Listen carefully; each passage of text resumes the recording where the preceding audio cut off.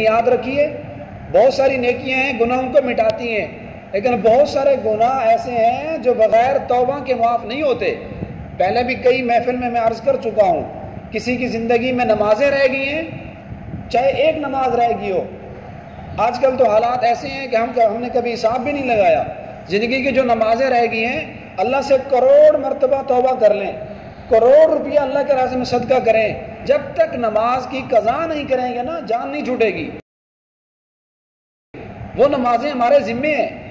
اسی طرح اگر کسی نے زکوٰۃ نہیں دی، 1 سال کی، 2 سال کی، 3 سال کی، تو جتنا بھی اللہ کے سامنے روتا رہے، دھاڑے مارتا رہے، 1000 رکعت نماز پڑھ لے، جب تک زکوٰۃ نہیں دے گا تو خلاصی نہیں ہے، جہنم سے اس کا چھٹکارا نہیں ہے۔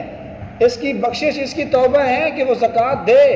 کسی نے عشر نہیں دیا، 5 سال کا نہیں دیا، 10 سال کا نہیں دیا، جتنے نفل پڑھتا رہے، تسبیحات پڑھتا رہے، درود پاک پڑھتا رہے، جب تک عشر نہیں دے گا اس کی بخشش نہیں ہوگی۔ تو بعض حقوق اللہ بھی ایسے ہیں جو بغیر توبہ کے معاف نہیں ہوتے۔